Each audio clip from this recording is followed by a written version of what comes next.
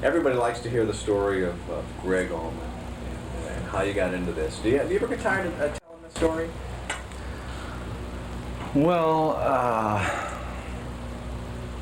don't think I've ever sat down and told the whole story. I don't know. It seems like I've been through a lot of stuff, that's for sure. As a matter of fact, this friend of mine introduced me to this playwright, and being one who likes variety and everything, I'd like to eventually get into films. I'd like to try it anyway.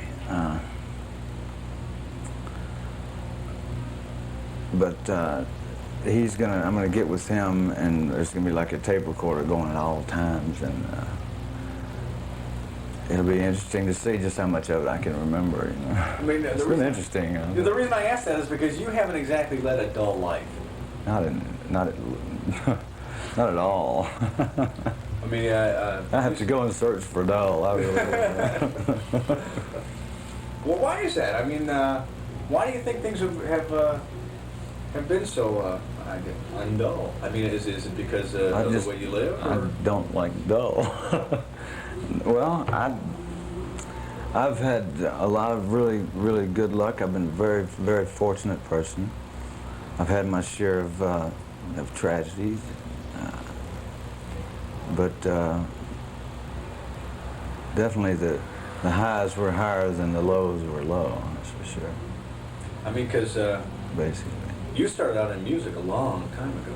I started playing when I was 12 years old, and now I'm 34. I started playing professionally in 1965.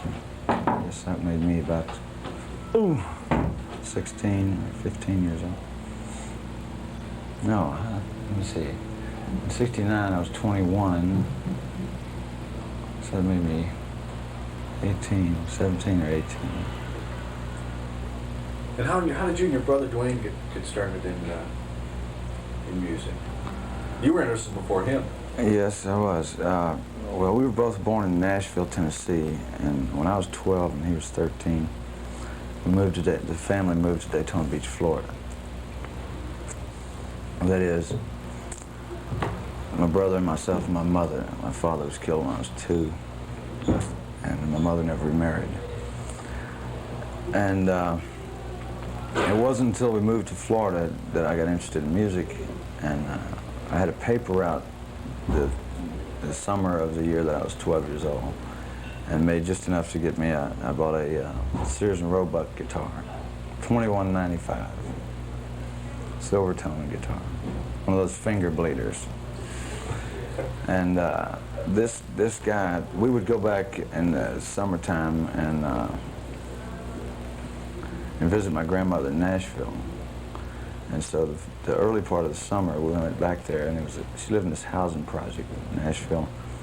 And there was a guy across the street that he wasn't quite right. He was outside painting he had a 48 Packard, big, huge car. He was painting it with a paintbrush.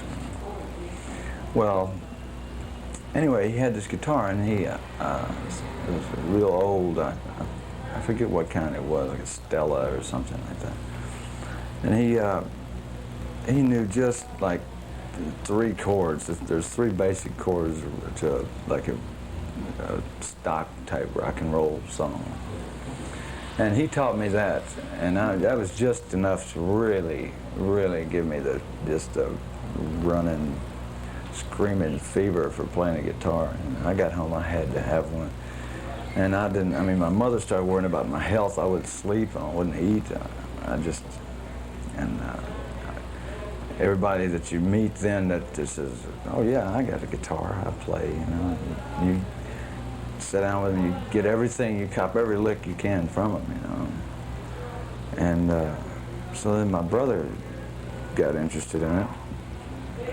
And I taught him what I knew in about a day, right?